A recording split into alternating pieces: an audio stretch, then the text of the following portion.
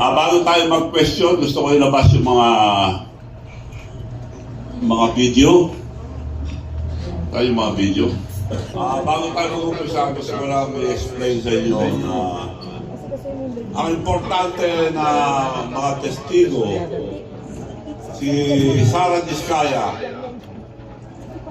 121 days bago nakasuhan. Dahil hindi nila makumbinsi. He should be the star witness. Siya nagsasabi ang mga binigyan nila ng pera. Ang unang sinabi, Calatrava. Hindi pwede ilagay yan. Tanggalin yan. Sino nagsabi? Chairman ng ICI. ICI na supposed to be tinayo ni President Marcos. Hindi nila makumbinsi. Kaya ang tagal. Importante witness to. Importante witness din si Saldico. Dahil siya ang kumanta. In 7 days, may kaso. Dahil ayaw nila itong dalawa. So dapat itong dalawang testigo. Si Gutesa, tinago na ni Martin Romualdez. Babalik na rin, gagamitin nila. Yun ang mga testigo. Kaya harap-harapan ng panloloko sa ating bansa ang administrasyon.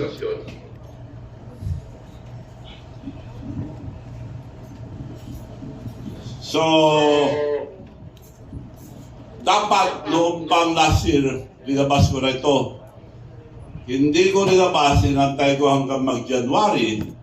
They're very significant in the Bible. 40 years since napatalsik si President Marcos for the senior, 1986. This year, 2026, exactly 40 days. 40 years. 40, andiyan na yata lahat eh. Divine Providence, number 40 in the Bible means completion and the start of a new beginning. Marami po yan, kaya inantay ko itong January para eksakto number 40. Nasaan yung ano?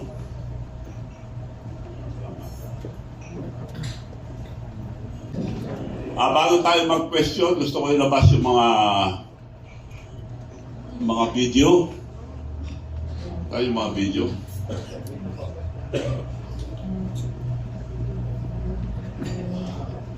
Pakitanggal lang ito muna. This is the grand conspiracy. Niloloko na tayo. Harap-harapan. Hindi na sinusunod ng Supreme Court. Harap-harapan, nagnanakaw sila ng kaban ng bayan. Yung first video.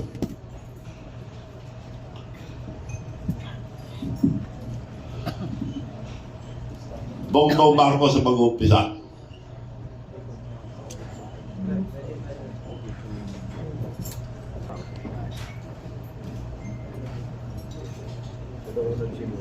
Simulan nitong lahat, ako ang magtatapos. Siya nag-umpisa at sinasabi na siya magtatapos, hindi po. Nagsisinungaling ito. Siya nag-umpisa pero taong bayan na magtatapos.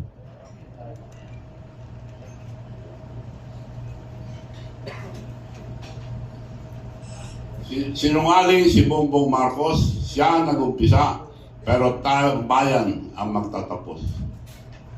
Sa susunod na video, dito mag-uumpisa ang problema ni Bongbong Marcos.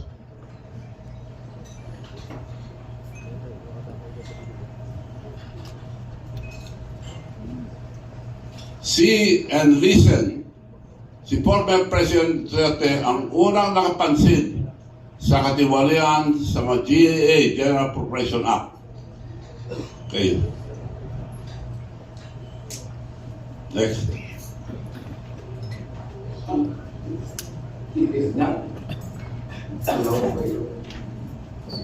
You cannot pass an incomplete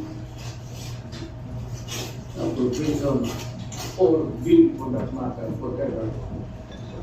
Pagka ganon, there's something terribly wrong. And as a matter of fact, I would say, kung may mga blanco yan lumusot, that is not Pakita mo mga tao, i-adjust mo konti. invalid legislation. Ganun. Maliit na. Kung nasa batas na yan, lumabas na yan ng blanco-blanco, ay either it could be filled up before or Pag nakita yung after mga sa tao. Congress, eh, pagka ganun, what must be submitted is the true and correct figure coming out as prepared by the budget submitted to Congress for appropriation. Pagka putol-putol yan o may kulang, that is not a valid budget. It's not only inaccurate, but I think the budget is in totality invalid. Hindi na pwede mag-blanco-blanco dyan sa pera ng tao.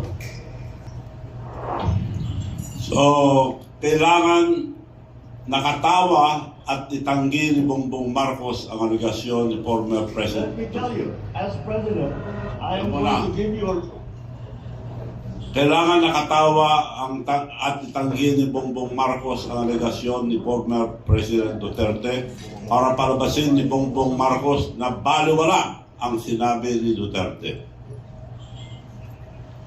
run Yeah. for your money. Just last month, I had to read 4,057. Ito na. Take note, he read 4,057 pages. So alam niya yung GAA 2025 ang laman na nandun nakasaksak yung 100 billion na para sa kanya. Makikita niyo mamaya. Federal Appropriations Act for 2025. Because I reviewed it, analyzed it, and yes, in parts, legal.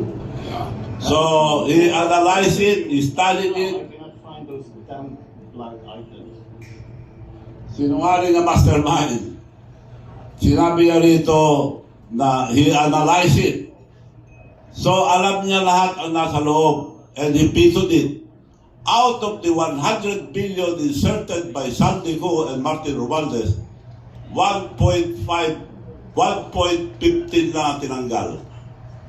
Ang tinanggal doon, 250 million for Palawan, na importante yun sa Palawan para sa port nila dahil dami ng turista sa Palawan. I think they're having 15 to 20 flights a day. Importante yun, tinanggal. 100 million tinanggal sa Cebu para sa irrigation. 800 sa Abra tinanggal. So 1.15 lang ang tinanggal. So, ibig sabihin, pinirmahan pa rin niya yung 98.85 billion na para sa kanya.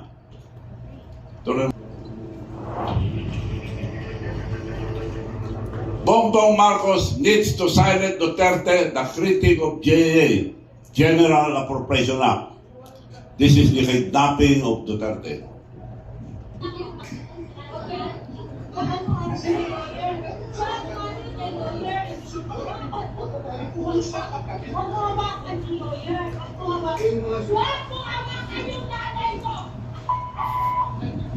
Tanungin ko kayo, anong kasalanan ko? Tatanong nga.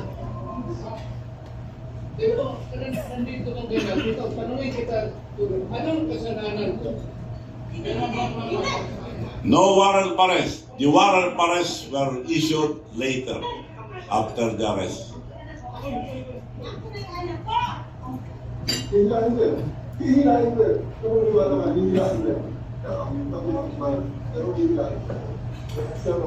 You have to leave me.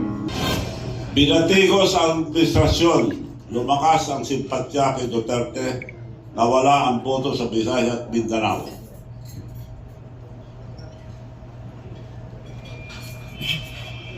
Natalo ang senatorial slate ang administrasyon, panalo ang senatorial slate ang oposisyon. Bumagsak ang rating ni Bongbong Marcos